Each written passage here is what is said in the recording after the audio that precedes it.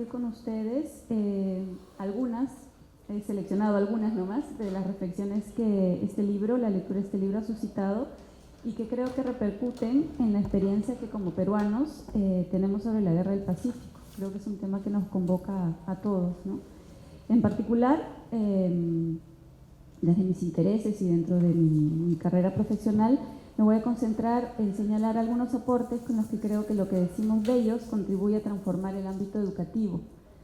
Todo esto partiendo del interés que tengo por estudiar la enseñanza escolar de la historia y los sentidos del mundo que esta enseñanza reproduce. En otras palabras, por mi interés por estudiar el rol que tiene la enseñanza de la historia en formar o no ciudadanos críticos. Lo que decimos de ellos nos brinda una suerte de historia de la historia oficial de la Guerra del Pacífico. En él sus autores distinguen el predominio del discurso decimonónico en la historiografía tradicional local y cómo éste ha esencializado la experiencia de la guerra en el binomio víctimas-victimarios. Asimismo, como dicho discurso ha permeado el abordaje de este acontecimiento en la escuela. De un lado, Parodi encuentra en la versión de Basadre la cantera con la cual se ha forjado la narrativa oficial y el consecuente imaginario nacional sobre la Guerra del Pacífico. De esta cantera se desprendería también el discurso de la enseñanza escolar de esta guerra. Chaupis, por su lado, hace una revisión de la historiografía peruana sobre la Guerra del Pacífico, haciendo énfasis en propuestas canónicas como la de Mariano Felipe Pasoldán y en transformaciones radicales que trajo la nueva historia o el giro historiográfico. Asimismo, lleva a cabo un estudio comparativo entre dos editoriales privadas, Santillana y Norma, para visibilizar hasta qué punto sus enfoques favorecen o no la integración de Perú y Chile. Como señala Parodi en la introducción a este libro, este es un análisis con un esfuerzo por reconstruir la relación de ambos países, poniendo luz en la historia larga y común. En ese sentido, este proyecto apuesta por la integración binacional y pasa por desentrañar los discursos e imaginarios con que se representan al Perú y a Chile a la sombra de la Guerra del Pacífico. Ambos autores coinciden en que el abordaje oficial de esta guerra en el abordaje de la guerra pervive la ideología nacionalista del siglo XIX, esto es, la necesidad por consolidar la Guerra del Pacífico como símbolo unificador que permita construir la idea de nación mediante la exaltación y la conmemoración de los héroes. La falta de renovación de la enseñanza escolar de la historia del Perú a través de los textos escolares, sus dispositivos más masivos, es una contundente prueba de esa pervivencia.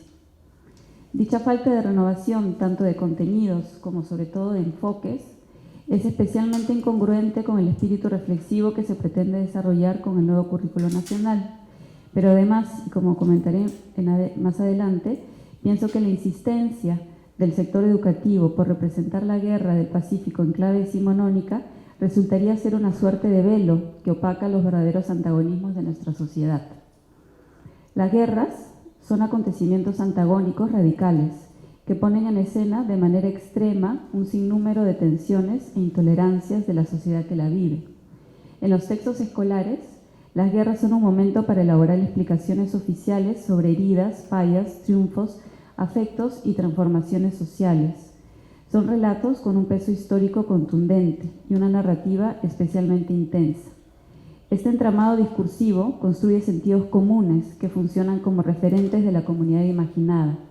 Como sostiene Zygmunt Bauman, el sentido común es un acuerdo que facilita la vida en colectivo, ya que gracias a él es posible que muchas personas se expliquen cómo y por qué ocurren ciertos eventos. Sin embargo, como el mismo autor argumenta, las cosas familiares son autoexplicativas, no presentan problemas, no despiertan curiosidad. En cierto modo, son invisibles. No se formulan preguntas porque las personas aceptan que las cosas son como son, las personas son como son y afortunadamente poco se puede hacer al respecto. La familiaridad, entonces, es enemiga acérrima de la curiosidad y la crítica, por ende, la innovación y el coraje de cambiar. Entonces, ¿de qué manera este libro nos ayuda a desfamiliarizar el relato escolar de la Guerra del Pacífico? ¿De qué manera contribuiría a transformar la enseñanza de la historia? Para comenzar, a lo que es evidente, pero que vale la pena mencionar, este libro toca un tema vigente y determinante de nuestra identidad como peruanos. Querrámoslo o no, nuestra identidad nacional se estructura por una animadversión a Chile, presente en espacios cotidianos que trascienden la escuela, como lo puede ser la prensa, el fútbol y la gastronomía. Desde que estamos en edad escolar se nos enseña a concebir a Chile como enemigo extranjero y a la Guerra del Pacífico como acontecimiento que sutura simbólicamente nuestra fragmentación social. El antichilenismo promete atravesar homogéneamente todas las clases y unirnos en un sentimiento patriota común. En esta operación se trabaja el consenso y se mitiga la emergencia de cuestionamientos sobre problemáticas nacionales internas. Antes que cualquier pregunta crítica que un ciudadano pueda hacerse sobre esta guerra, estaría Chile como respuesta, copando el sentido de su identidad. Lo que decimos de ellos interviene en este modo conflictivo de relacionarnos con Chile. De un lado, brinda un panorama de la evolución del pensamiento académico y cómo éste ha ido virando del enfoque de los grandes relatos a las historias subjetivas de grupos subalternos. Con este panorama, el lector tiene información valiosa con la cual ir deconstruyendo la idea de la historia como verdad incuestionable e intransformable. En ese sentido, dinamiza las percepciones que como lectores podemos tener no solo sobre la historia, sino sobre la patria. Asimismo, los autores señalan experiencias positivas que integraron a ambos territorios como una forma de desesencializar la imagen demonizada de Chile que se ha cultivado tradicionalmente en nuestro territorio. En sus análisis sobre los textos escolares, Parodi y Chaupis evidencian que teniendo recursos académicos con cuales nutrirse, los discursos de estos materiales de enseñanza continúan en clave decimonónica, es decir, dan cuenta del desencuentro que hay entre la producción académica vigente y la enseñanza oficial de la historia. Esta realidad responde, entre otras, a una voluntad política y a un deseo por aferrarnos a lo que nos es familiar. Recordemos lo que dice Bauman. La hegemonía del discurso decimonónico, en su estructura lineal y totalizante, calza con este deseo oficial y tiene, a mi parecer, una grave consecuencia, que es el fomento de la lectura acrítica. Con este modo de lectura, la información es consumida y los sentidos comunes reproducidos. Por el contrario, una apuesta por una lectura crítica generaría una conciencia del otro y desnaturalizaría estereotipos. Creo que lo que decimos de ellos es una apuesta por la integración binacional, como afirman sus autores, pero también por experimentar una historia conflictiva de otro modo. En ese sentido, se suman los esfuerzos por transformar los sentidos comunes sobre la historia y su enseñanza escolar. Este libro nos brinda evidencias para relacionarnos con la historia como construcción y no verdad incuestionable. Permite entender que el pensamiento nacional es transformable y puede serlo. La recomendación de ambos autores de desarrollar lugares de memoria permitiría humanizar la guerra y complejizar su interiorización.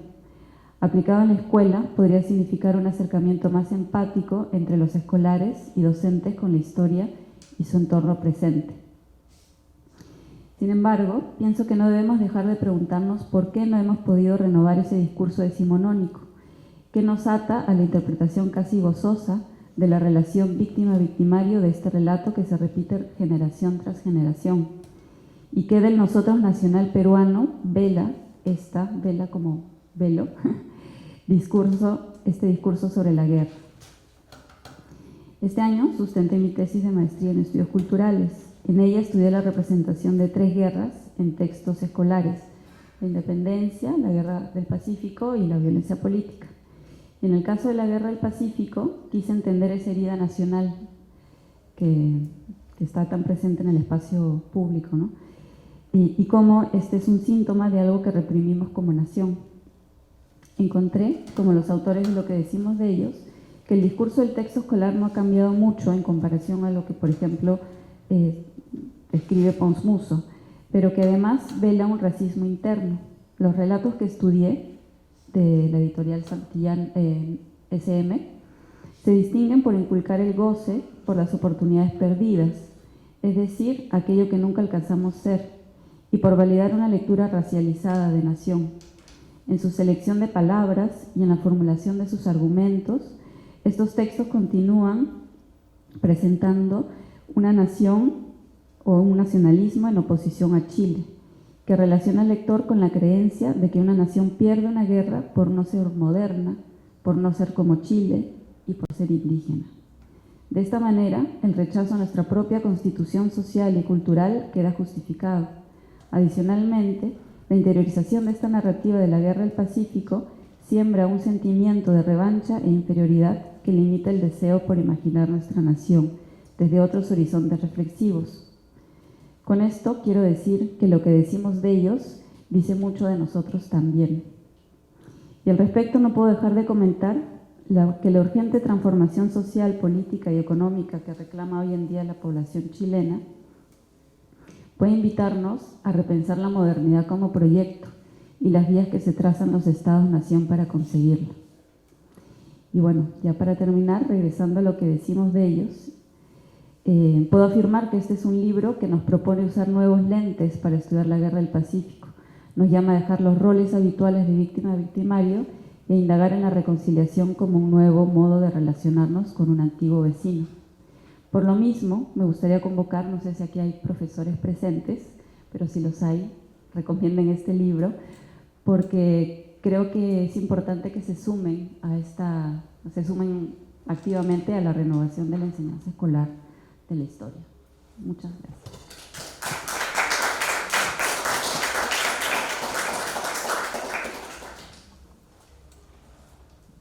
Muchas gracias. Muy buenas noches. Para mí, como siempre, es un gusto estar en el Centro Cultural Inca Garcilaso y agradezco la invitación especialmente de Daniel para dar algunos comentarios de este libro.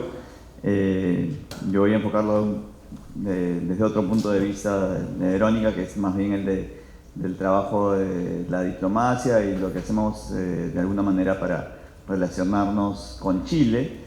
Daniel, a quien felicito y le pido por favor extender estas felicitaciones a José Chaupis, otro gran amigo y que también viene trabajando esos temas.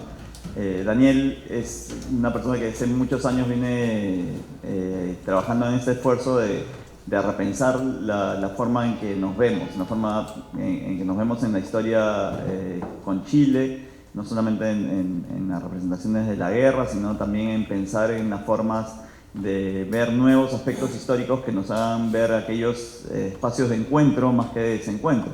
Uno de los libros que siempre recomendaba cuando a mí me tocó trabajar en Chile, que me tocó trabajar 2 años y medio, estuve como agregado cultural y agregado de prensa en Santiago, era Las historias que nos unen, que es una forma de ver la historia entre Perú y Chile como una historia que también tiene encuentros, más allá de los episodios dramáticos que por supuesto han marcado nuestra historia, y ver sobre la base de estos encuentros históricos cómo podemos mirar hacia adelante como vecinos que somos y seguramente seremos por mucho tiempo, y por razones que creo que están de más mencionarlas, pero que de alguna manera Verónica las ha dicho al final de su texto. En realidad los problemas que enfrentamos países como el Perú y Chile son problemas que afectan a nuestra ciudadanía de manera muy similar. Los problemas que vemos por los que reclaman ahora los chilenos o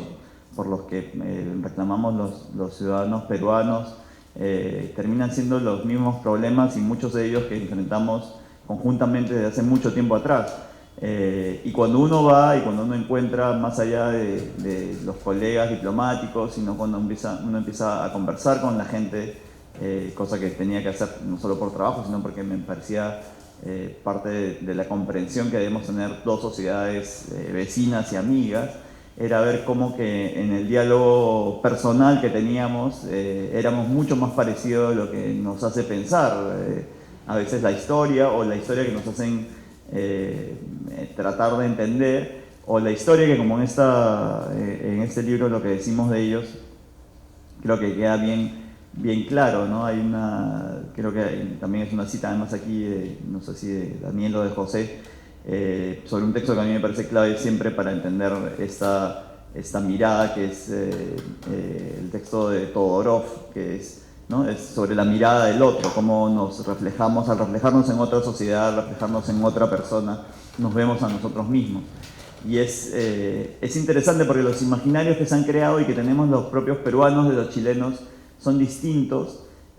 Cada uno ha enfatizado distintos problemas de su formación de Estado-Nación, cada uno se ve reflejado de manera competitiva seguramente siempre en el otro, pero es siempre bien interesante ver que cuando uno empieza a conversar y uno empieza a hurgar y uno empieza a verse en el reflejo del otro, ya viviendo en esa otra sociedad, como le toca a los chilenos que viven aquí, como nos ha tocado a muchos peruanos que vivimos en Chile, y sobre todo a los peruanos, que son más de 200.000 peruanos, digamos, migrantes que se han ido a vivir y que viven ahora en Santiago de Chile, y probablemente quizás 300.000 en general en todo ese territorio, es ver cómo ellos se incorporan a una sociedad que tiene los mismos problemas y carencias, que es algo que muchas veces uno, mirándose en esta competencia que, como decía, veíamos de manera distinta.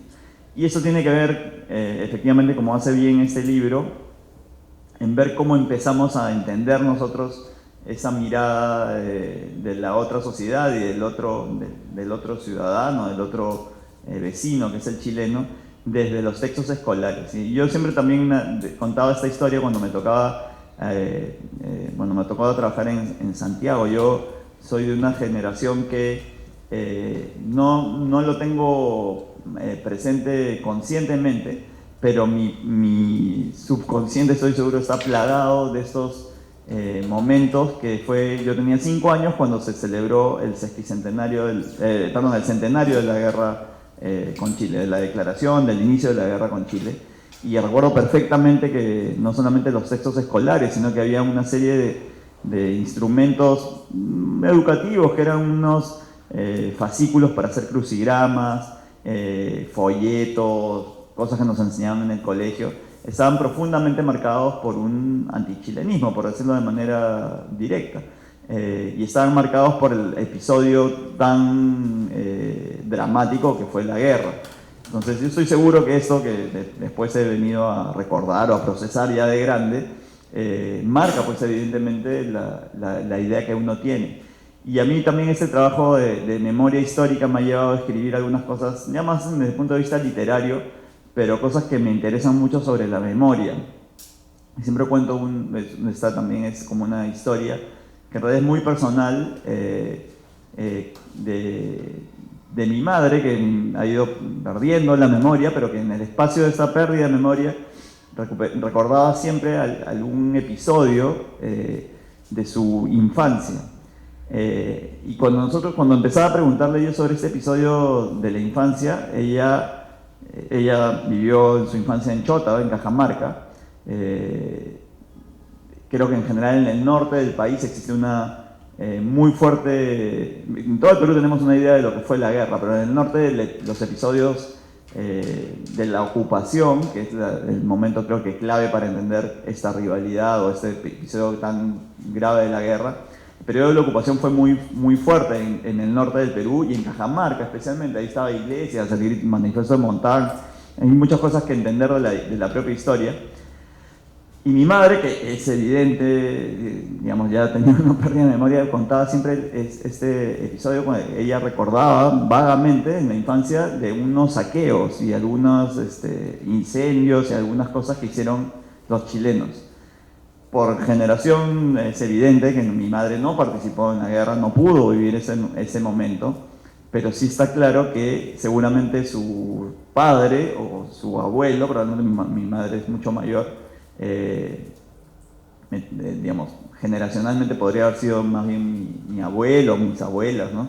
Tienen este episodio que forma parte de una memoria que se convirtió en una memoria histórica que fue trasladándose de generación en generación. Y era tan marcado y tan fuerte que mi madre, que ¿no? es como 2 o 3 generaciones después de la guerra, tenía ese episodio y la marcó tanto que ese es un episodio que ella contaba como si ella lo hubiera vivido. Entonces este tema de la memoria, que también de alguna manera está reflejado aquí, me parece importante, porque uno no se va dando cuenta de eso sino hasta mucho tiempo después. Y participé también en algunas cosas que creo que Daniel también ha estado de alguna manera pues involucrado en varios de los viajes que ha hecho a Chile, tratar de entender en el libro qué es lo que dicen de nosotros, ¿no? De cómo se ve también la historia desde Chile, y cómo la representan y cómo la reflejan. Y es muy interesante porque yo tuve la suerte de participar como como en mi trabajo diplomático, en algunas actividades que lo que hacían era justamente eso, ver de qué manera podíamos repensar un poquito esos roles, porque así como nosotros celebramos el 8 de octubre y hay un niño que se disfraza de Grau y otros que se disfrazan, ¿no?, para celebrar, conmemorar el combate de Angamos, ellos hacen lo mismo por el combate de Iquique, el 21 de mayo, que es la fecha que ellos celebran y que para ellos es como Angamos, es la derrota y es la muerte de Prat, el gran héroe marítimo como en nuestro Grau es Prat. Entonces ellos tienen las mismas representaciones de la guerra, al revés, casi que un reflejo, ¿no? Un espejo, como mirarse ahí. Entonces la celebración de ellos es también, o el niño se disfraza de Prat. Entonces en un colegio de la parte de Recoleta, la Recoleta es, es una comuna, un distrito en Santiago donde hay gran cantidad de peruanos. La comunidad peruana está sobre todo en las comunas de Recoleta e Independencia. Entonces hay un gran número de peruanos ya que, como comprenderán, los migrantes llegaron hacia fines de los 90, ¿no? Sobre todo los hijos de esos peruanos ya son chilenos, son hinchas de Guerrero como de Arturo Vidal y se ponen la camiseta de Perú y Chile casi sin distinción. Los padres son peruanos, ellos se sienten chilenos y han tenido una educación chilena. Entonces la preocupación de muchos profesores que a veces venían para conversar con nosotros era ¿cómo hacemos para hacer esta representación del 21 de mayo cuando todos estos niños que tienen que ver ¿no?, hacer la representación de la batalla, del combate chileno, son hijos de peruanos? Entonces era todo un ejercicio de pensar cómo ver. Entonces había colegios realmente muy admirables que veían eso, y pienso, claro, sería lo mismo si hay un gran grupo de chilenos que, digamos, la crisis se desata y vienen acá al Perú a vivir. De aquí a unos años tendremos que pensar cómo podrían ver ellos esta ocasión. O le pasa pues a los hijos de los diplomáticos que van al colegio aquí y se enfrentan un 8 de octubre, ¿no?, actividades en las que se ve esto, ¿no? Entonces, claro, se trataban de pensar en imaginarios de cómo ver estas, más allá de historias distintas, cómo en la historia de la guerra todavía se pueden rescatar episodios pues, de humanidad que fueron en la misma, ¿no?, las cartas que escribe Grau a la viuda de Prat, los elementos de humanidad que mostró Grau en el combate de Iquique, ¿no?, tratar de resaltar eso, tratar de ver que haya un niño disfrazado de Grau tan tonto como eso, ¿no?, un niño disfrazado de Grau como otro disfrazado de Prat, que puedan conversar, de hecho eran medio parientes. Y he participado pues en actividades tan bonitas como en la inauguración de un mural, por ejemplo, con motivos peruanos en un colegio en Recoleta, ¿no?, que lo que buscaba era que los niños chilenos vieran la parte tan positiva de la historia peruana y se vieran reflejada una historia distinta, que es la que normalmente se concentra en un episodio histórico, que es el de la guerra, que es absurdo, ¿no? Cómo no ver y cómo no conocer en Chile esa mirada, además pues toda la cultura, nuestra gastronomía, nuestros complejos arqueológicos, Machu Picchu. Entonces cómo hacer que los niños pinten un mural en el que se entiendan mejor lo que es el Perú, y era pintado además por niños chilenos hijos de peruanos, ¿no?, niños peruanos chilenos, como les digo, y esa era nuestra confianza y de verdad que lo veíamos así, sobre todo en los padres y en los propios niños.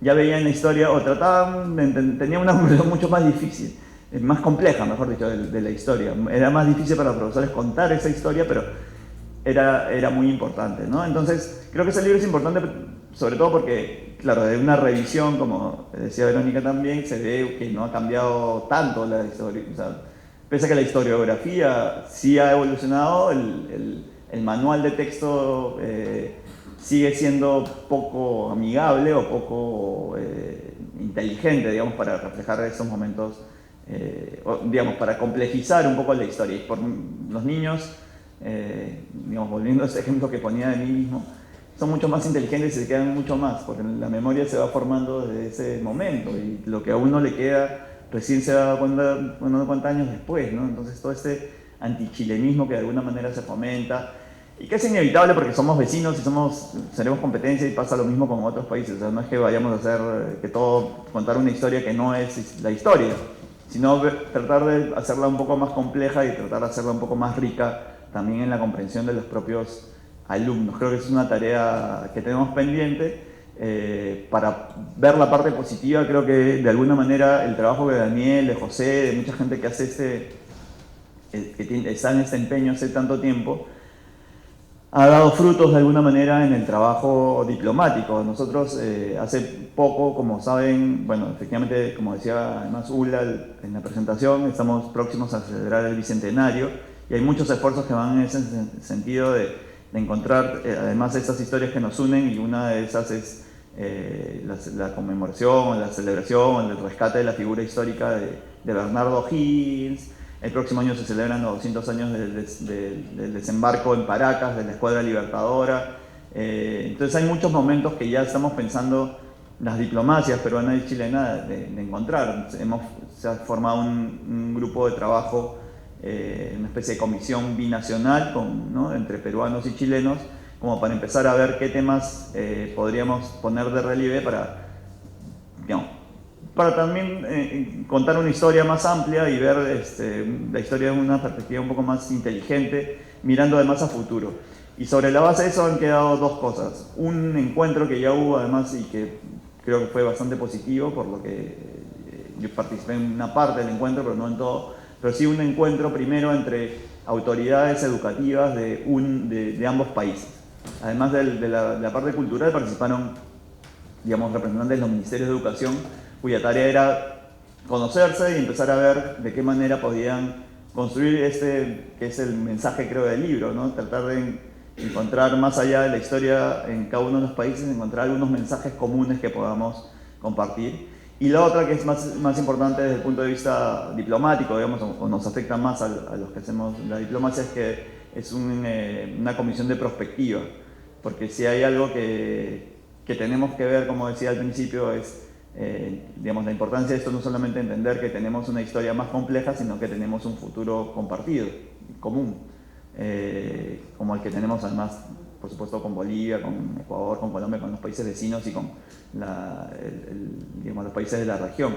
Pero con Chile específicamente, en una frontera que es riquísima en encuentros, en una frontera entre Tacna y Arica que tiene la mayor cantidad de pasos, la frontera con mayor movilidad en la región, creo, en general, más allá del ser solo entre Perú y Chile. Son 7 millones de pasos que hay cada año. Los ariqueños cruzan a Tacna como si no hubiera frontera normalmente. Se está mejorando mucho el sistema integrado para que el paso fronterizo sea cada vez más sencillo.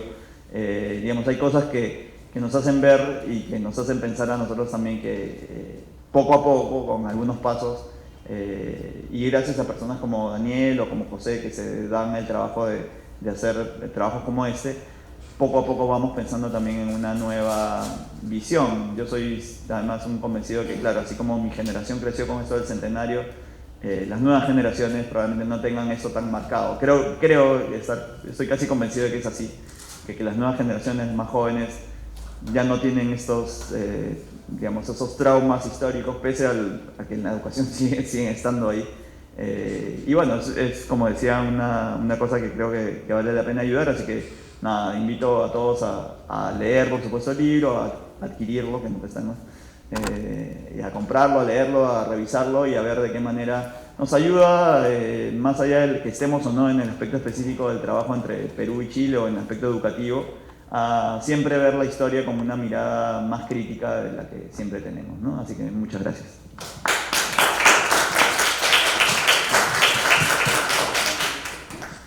Bueno, buenas noches.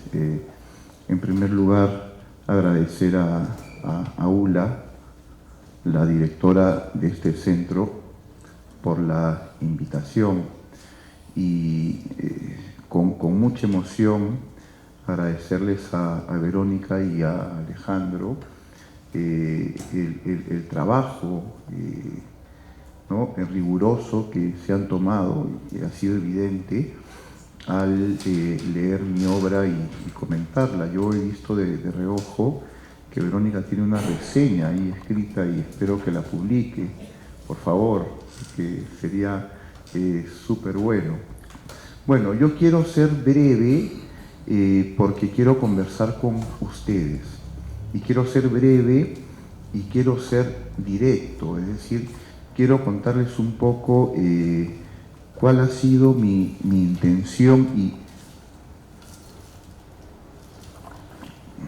cuál es mi intención y cuál es mi línea al trabajar las relaciones peruano-chilenas y los discursos históricos. Un poco mi postura sobre el tema se divide en dos columnas. Una que creo ya haber desarrollado es levantar otros eventos del pasado que vinculen al Perú y Chile más allá de la Guerra del Pacífico, porque el diagnóstico de la rivalidad peruano-chilena, como Verónica decía, está todavía en nuestras emociones, es, entre otras muchas cosas, como las tradiciones orales que nos comentaba Alejandro, en que casi el único relato que en la escuela se enseña acerca del otro, tanto en Perú como en Chile, es una guerra fratricida. Entonces, si lo único que yo enseño es una guerra fratricida, donde encima utilizo un lenguaje romántico del siglo XIX, positivista, de los grandes héroes que dieron la vida, por lo que no digo que esté mal, pero si eso es lo único que yo ofrezco en la escuela, voy a sacar pues generaciones de antichilenos y también generaciones de antiperuanos, ¿no? O si no antiperuanos, porque los roles son distintos, porque el Perú perdió y Chile ganó, pero sí de ciudadanos chilenos muy poco empáticos con cómo vivió el Perú esa guerra y con el dolor de la ocupación, por ejemplo, que es el tema que creo que todavía nos moviliza más, ¿no? Así como el profesor escolar, no siempre, pero muchas veces en el aula, cuando cuenta la guerra se emociona, pero al emocionarse es hipercrítico de Chile en la escuela chilena, y eso me lo han contado amigos, porque estoy trabajando con muchos colegas chilenos de estos temas. Los profesores dicen que el Perú debería estar agradecido porque Chile devolvió Lima. O sea, ¿cuál era la intención? Quedarse con todo el país. Entonces, si ese es el discurso, ¿cómo vamos a generar empatía? No digo que una parte se someta a la otra, no digo que una parte acepte completamente la razón de la otra, ni viceversa. De hecho, ya hay que ser justos, las causas de la Guerra del Pacífico son discutibles. O sea, hay errores del Estado peruano, como por ejemplo la firma del Tratado Secreto de 1873. Es decir, si es que en nuestro discurso decimos que Chile utilizó el impuesto de los 10 centavos, el Tratado del 73, como pretextos para la guerra, bueno, lo cierto es que nosotros les dimos esos pretextos también. Entonces, las causas son bien complejas, ¿no? Pero sí empatía con el otro, es decir, con cómo mi vecino vivió el hecho de que yo lo haya invadido. Pero vuelvo a mi idea de las dos columnas, ¿no? La primera columna es, no es solamente una guerra, ¿no? Inclusive la Declaración de Santiago de 1952, que nos llevó a la Corte de la Haya, fue una declaración de gran unidad, no solo binacional, sino trinacional, porque participa también el Ecuador y nos unimos los tres países, ¿no es cierto?, en contra de la depredación de las flotas grandes, pues, de Aristóteles Onassis y tal, y logramos mucho, y de ahí que el tema de las 200 millas llega a la Convención del Mar, y como ese hay una serie de eventos en lo social, en lo cultural, en lo deportivo, en lo militar también, y no solamente la presencia de O'Higgins, sino la guerra con España. O sea, hubo una alianza peruano-chilena, hubo una alianza militar peruano-chilena, y que tuvo como quizás punto culminante el hecho de que Miguel Grau y Arturo Prat luchen juntos en el combate de Actao, ¿no? Entonces, y luego, curiosamente, ambos mueren en la cubierta del Huáscar. Entonces, mi primera columna, levantar otros acontecimientos, no quedarnos solo con o sea, abrir la cancha, para hablar en términos coloquiales. Pero mi segunda columna es no obviar los temas difíciles. O sea, los temas difíciles, los temas que atañen estos sentimientos, las razones o sin razones que hacen que en la guerra, en las redes sociales existan grupos de interés, muchísimos, decenas, sobre la guerra del Pacífico, en donde da la impresión de que esta guerra se sigue librando. Da la impresión que Alfonso Ugarte salta una y mil veces por el morro, que Arturo Prat salta una y mil veces hasta la eternidad a la cubierta del monitor Huáscar. Entonces, hay una dimensión en el cual la guerra no ha terminado en el corazón de muchos peruanos y también de muchos chilenos. Entonces, no se trata, y ese es mi punto de vista, de reemplazar los acontecimientos difíciles por más bien los acontecimientos, las historias que nos unen. O sea, no es reemplazar los acontecimientos que supusieron sufrimiento con las historias que nos unen. Es trabajar ambas cosas. Y si por un lado tuve la suerte y el honor con Sergio González, Premio Nacional de Historia de Chile, de publicar las historias que nos unen, yo con estos dos libros, que no son libros amables, es decir, no son libros que digan cosas bonitas, son libros difíciles, no difíciles de leer, pero son libros difíciles en el sentido de que yo explico y digamos, le sigo la pista al discurso peruano sobre Chile en los textos escolares, y al discurso chileno sobre el Perú en los textos escolares, y se vierten, y hay citas de pasajes muy duros, ¿no? Por ejemplo, cuando estuvo la obra de Sergio Villalobos, La historia que nos une y nos separa,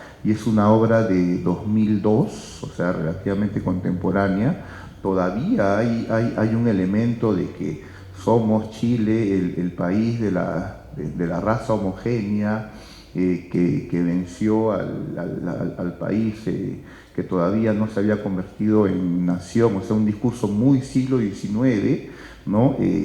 Paseándose de lo más campante en el siglo XXI. Entonces, mi tesis es hablar de esos temas.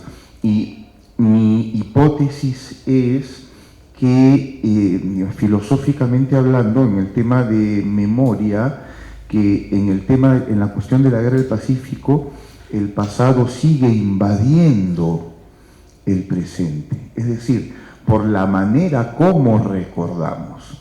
Vámonos a Alemania y a Francia, que el 2017, por el centenario de la Primera Guerra Mundial, inauguraron un museo binacional en un monte, una montañita que le llaman los franceses Le Vieil Armand, el viejo Armando. Han inaugurado un museo binacional. ¿Y por qué escogieron ese lugar, que era parte de las trincheras? Porque ahí en un espacio mínimo se mataron como 100.000 jóvenes franco-alemanes, pero miren cómo lo enfocan, o sea, lo conmemoran juntos.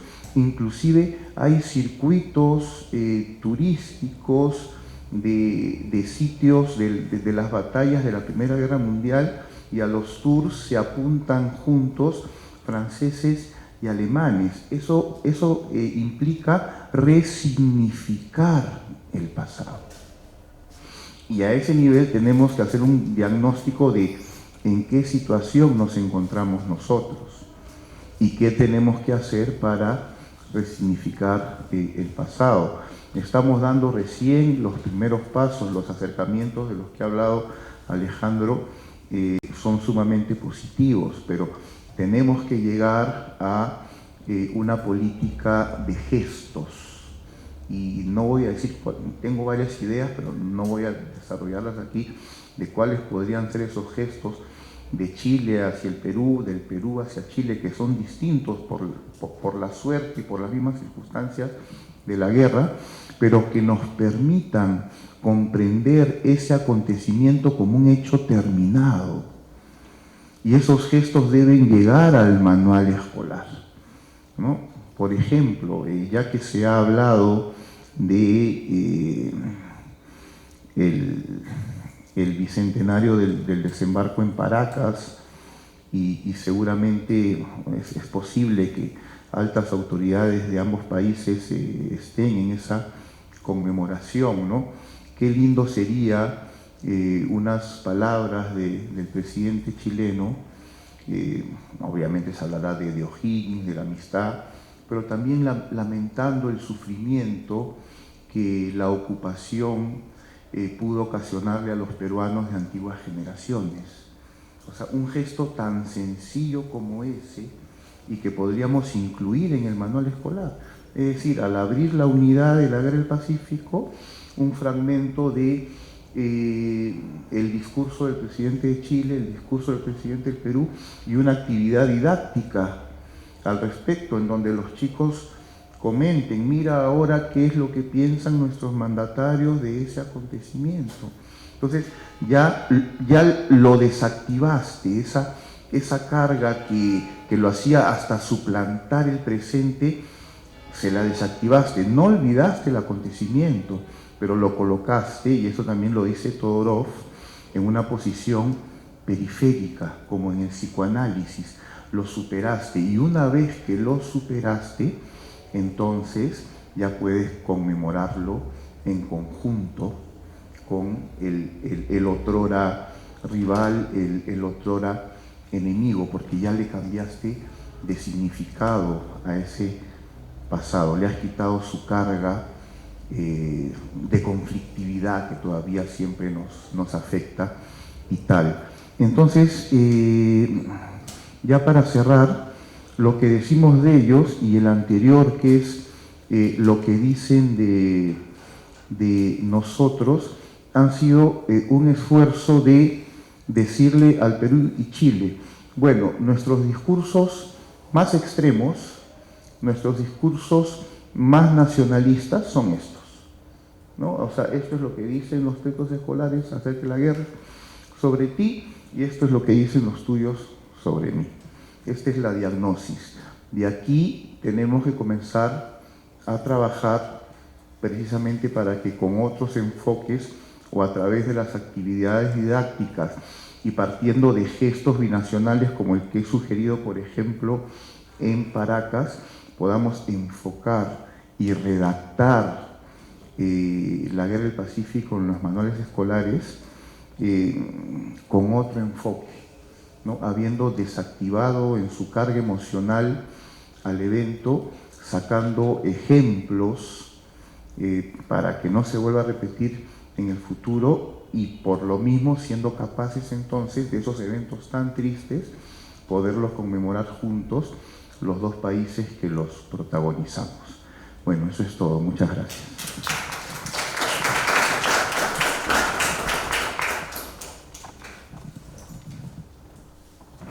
Como dijo Daniel, él también está acá justamente para aprovechar el tiempo que aún tenemos, que son unos 15 minutos, para poder responder algunas preguntas, comentarios cortos, para que varias personas puedan participar. Entonces, si alguien quisiera dirigirle a Daniel o a alguno de los presentadores alguna pregunta, estamos acá para eso.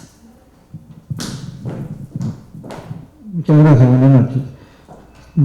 Justo, ya que usted habló sobre el Tratado Secreto de 1873 que firmó el Perú con Bolivia y devino después en la guerra, ¿no?, llamada del Pacífico, o del Guano y del Salitre. Bueno, también años más atrás, en la Confederación Perú-Boliviana también fue contra Chile, ¿no? Siempre Perú con Bolivia íbamos y Chile que siempre nos tocaba como antagonista, como rival, se puede decir, ¿no?, por diversos motivos, ¿no? ¿Qué puede conllevar esto de la Confederación Perú-Boliviana? Y también para don Alejandro, creo que durante su gestión, que fue titular de la biblioteca, hubo una devolución, ¿no?, de textos por parte de Chile. Si esas gestiones fueron engorrosas o dinámicas, no fuesen. Gracias. ¿Prefieren varias? ¿Alguien más? Entonces sí pueden ir juntando de repente. Ahí contestar en conjunto. Sí, en cuanto cuando yo leí el título del libro, pensé que era más general, pero yo diría que es la crítica más va a lo que son los textos escolares, y no solo es en el campo de historia, sino siempre hay cosas que comentar de que no se renuevan los textos escolares, ¿no? Como bien dijo el señor Neira, la historiografía avanza, las ciencias sociales avanzan y los textos escolares se quedan. Y bueno, por eso, porque también hay aspectos de que yo creo que no es la parte del Estado que incide en el antichilenismo, porque yo veo que más bien siempre se destaca los valores de Grau o el hecho de que el ejército no estuvo muy bien sustentado. Hay un presidente que salió de Perú a buscar fondos y se quedó en el exterior, y encontramos en los museos a nuestros soldados con sus uniformes de tocuyo y sus ojotas, ¿no? Entonces, no solo miramos a que Chile es el culpable de todo, sino que nosotros mismos, como Estado, no hemos sabido sostener un buen ejército. Y a la señorita Verónica, ella mencionó sobre el tema actual de Chile y la modernidad. Entonces quería que nos explique un poco más a qué se refiere con modernidad y cuáles son las fallas en la búsqueda de la modernidad. De repente alguien más, y así ya pasamos a las respuestas, o vemos si nos alcanza el tiempo después, si es que hay alguna otra pregunta adicional. Entonces, no sé quién quisiera, Daniel o Alejandro, tú corto respecto a los libros de repente. Ahí está el otro micrito. Ahí está el otro.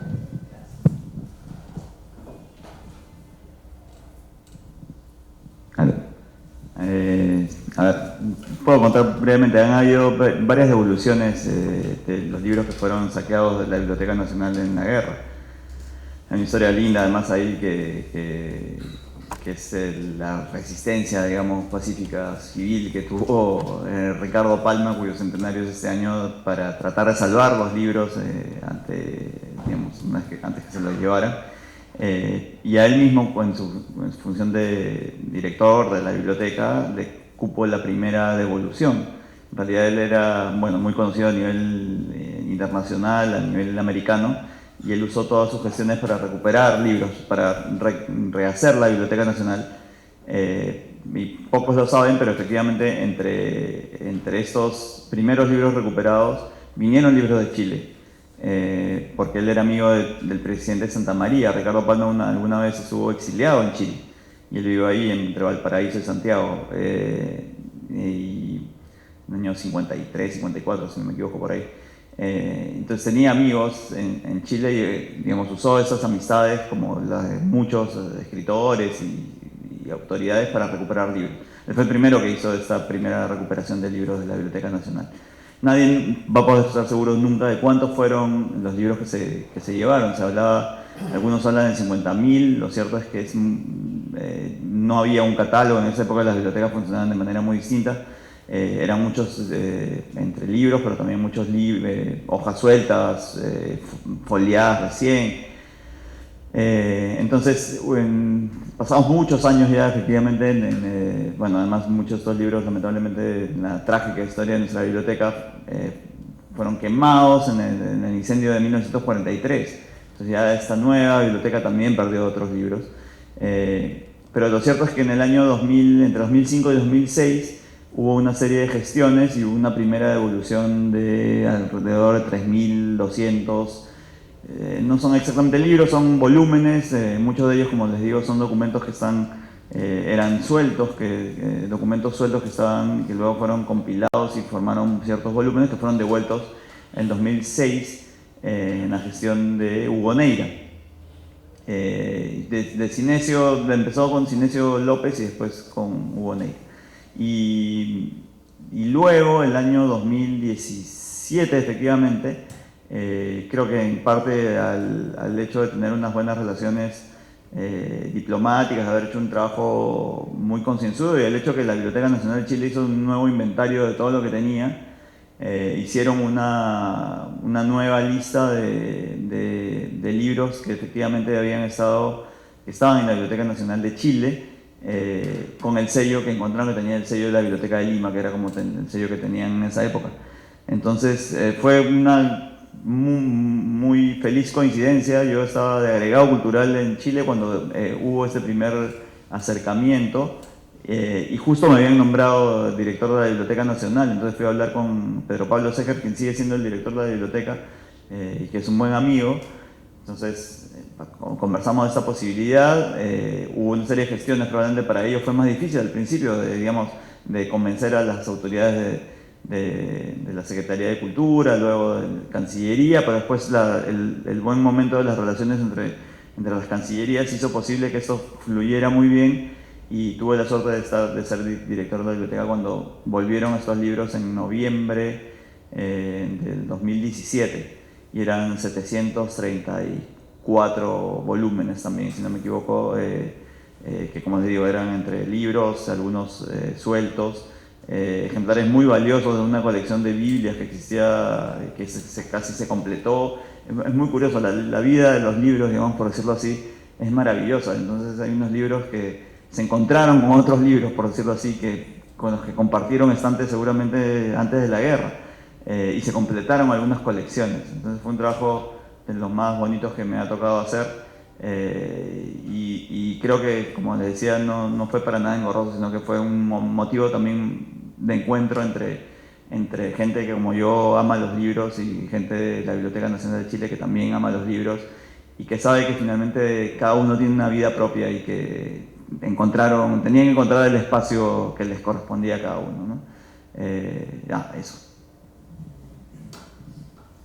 Bueno, sobre la Confederación Perú-Boliviana, voy a hablar un poco muy breve, de una cuestión que es hasta anecdótica, es decir, de cómo se construye el discurso y cómo la narrativa histórica puede eventualmente relacionar eventos que en la realidad no son relacionables, ¿no?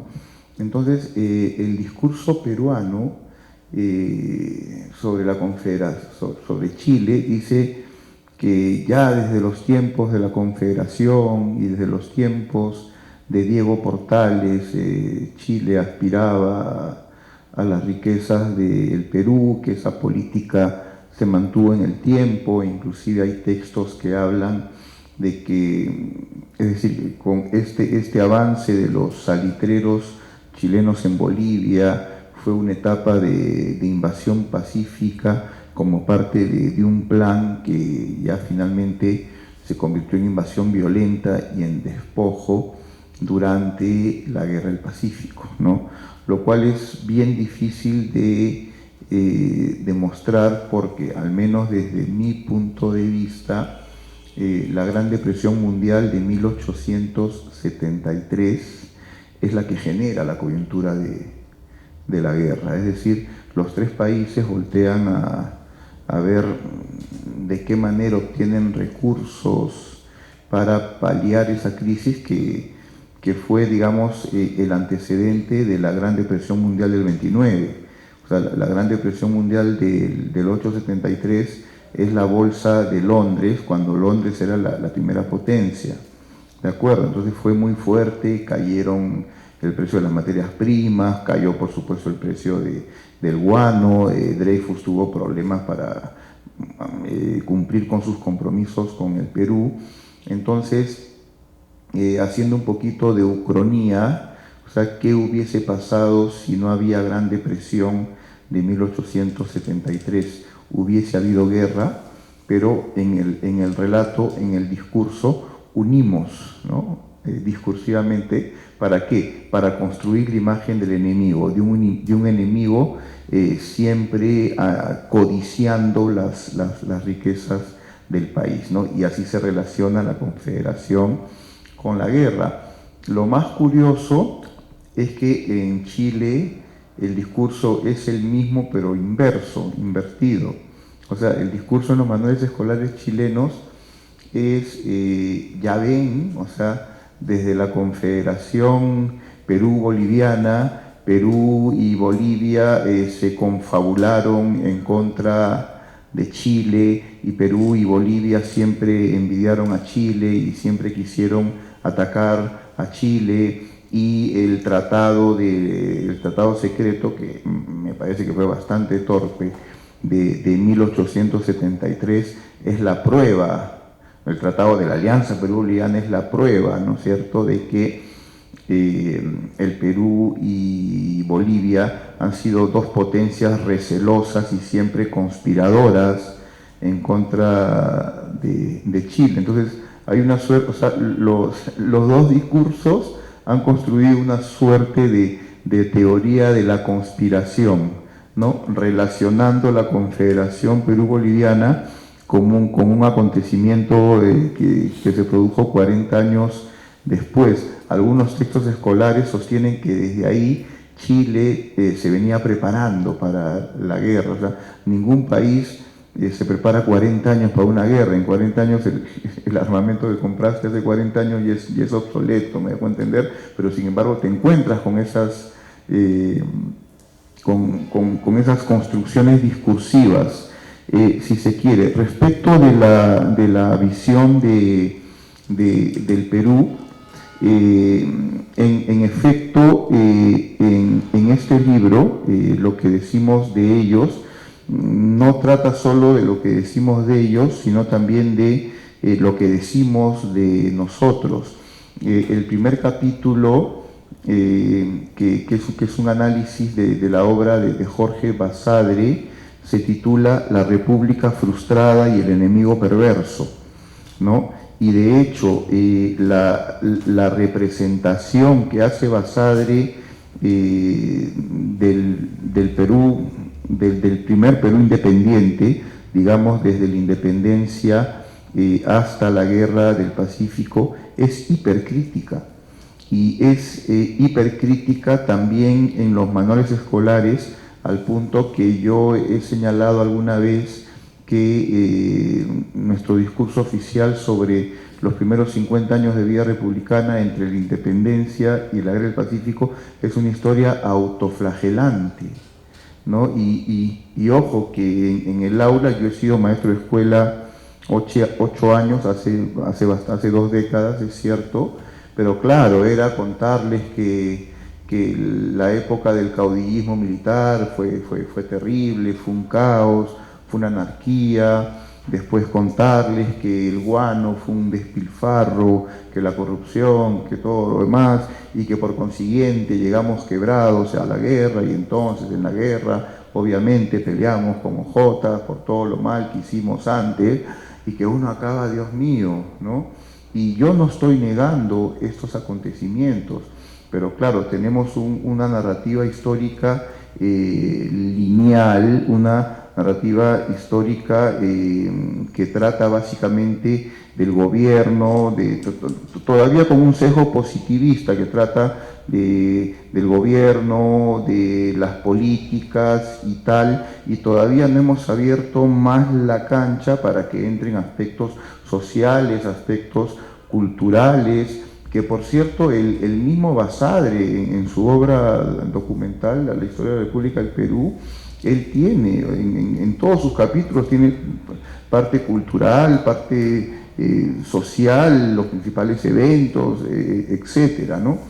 Entonces, eso, y este libro ataca también ese problema, una historia, la enseñanza de una historia demasiado autocrítica, en donde los hechos positivos son más bien escasos, y en donde el chico, el estudiante, es decir, se encuentra, tiene que asimilar una autorrepresentación del país bastante dura, bastante hostil consigo misma, y finalmente siempre son discursos, siempre son formas de verlos, ¿no? Yo en este tema soy más bien posmoderno, no creo en verdades históricas, entonces sí podríamos hacer algo por una historia más plural, una historia que se salga de lo político, y una historia menos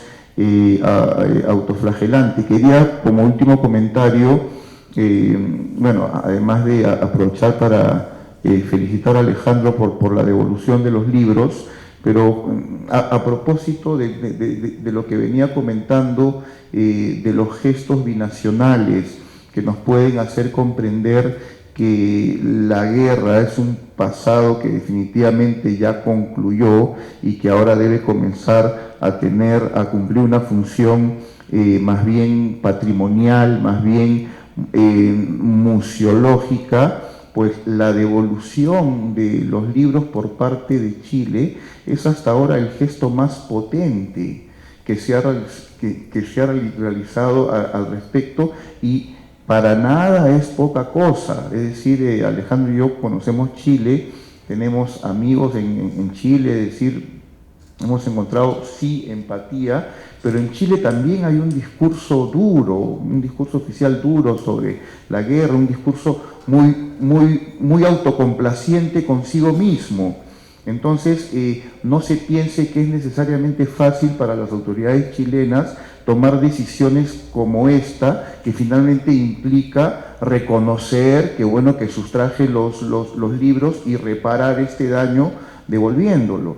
Entonces, si es que llegásemos a algún tipo de política binacional de gestos, por lo pronto ya tenemos uno, ¿no? ¿Qué hacer con ese gesto? ¿Cómo lograr que ese gesto se expanda, se difunda, se conozca, y que por ejemplo los chicos escolares, así como saben la guerra del Pacífico y tal, sepan, oye, mira, entre el año 2006, 2007 y el 2017, el Estado chileno reconoció este tema y devolvió los libros de la biblioteca. Ese es un mensaje positivo, ese es un gesto que puede ayudar a cambiar el chip, y que no lo estamos aprovechando, pero podríamos hacerlo muy pronto. Por mi parte es todo. Bueno, para responder a su pregunta, yo quise traer a comentar lo que está viviendo hoy en día Chile, porque me corregirán los historiadores, pero básicamente desde la Guerra del Pacífico Chile ha sido un modelo de éxito económico a seguir, que se ha traducido en una relación competitiva, de revancha, ¿no? Que saca a veces lo peor de uno aquí en el Perú. Y justamente hoy en día, hace pocas semanas, pocos días, ese modelo económico está puesto en cuestión por la gran población chilena. Entonces, mi idea de justamente también renovar nuestra relación o el modo en el que percibimos a Chile es dejar de tratar de simplemente emular o replicar modelos económicos sin pensar o sin pensar en lo que puede significar para la sociedad, y poder cambiar un poco el modo en el que pensamos qué puede ser el desarrollo, qué puede ser un modelo económico de éxito, porque lo que está probando ser en Chile es que ha generado muchísima desigualdad. Ese proyecto de modernidad, de civilidad, de país civilizado, homogéneo, también trae muchas dificultades a nivel social, muchas desigualdades. Entonces, mi comentario iba por dejar o replantear cómo pensamos a Chile como un modelo solamente de éxito económico, con lo que está hoy en día exigiendo su población. Un cambio drástico que implica una democracia real, no una distribución desigual de dinero, de capital, eso. Creo que habiendo pasado ya la hora de cierre del centro también, digamos, ¿sí? Porque el centro cierra a las 8, son las 8:10. Volverles a agradecer. Daniel, gracias por acceder a la invitación. Gracias, Alejandro, por acompañarnos. Gracias, Verónica, ¿no? Y a ustedes por haber venido. Y sigan nuestras actividades, que siempre son muy diversas. Este fin de mes, el día viernes 29, para no desperdiciar que ustedes están acá, recordarles que el día 29, los últimos viernes de cada mes, tenemos actividades diversas, horario extendido. Ese día no cerramos a las 8, cerramos a las 9, y en esa oportunidad va a haber un concierto de la Orquesta de Cámara de la Universidad Católica a las 7 de la noche, pero antes de eso hay una visita guiada en una exposición que se va a inaugurar un día antes, el día 28 de noviembre, en la sala de abajo, y esa visita guiada va a ser también acompañada por una intérprete de lengua de señas, así que si tienen algún conocido, conocida, o conocen algún colectivo que incluya alguna persona con la discapacidad auditiva, invítenla, porque ese día, esa visita guiada va a contar con el intérprete o la intérprete de lengua de señas para que pueda conocer esa exposición. Es algo que estamos tratando de hacer cada fin de mes para justamente poder brindar la experiencia de la visita a una exposición a cada vez más población nuestra, ¿no es cierto?, a nuestros ciudadanos y ciudadanas. Y también va a haber ese día una actividad en una sala pequeña de la parte de abajo del centro, de una exposición que es de un colectivo que ha trabajado con niños, y van a venir acá también a hacer una intervención con el público que esté. Así que va a ser una tarde-noche bonita, desde las 6 de la tarde hasta las 9 de la noche el día 29. Y por lo demás, síganos en las redes, ¿no?, en el Twitter, en el Facebook, en la página web propia del Centro Cultural, donde siempre publicamos las actividades que vamos a llevar a cabo en el calendario. Muchas gracias entonces, gracias a ustedes nuevamente.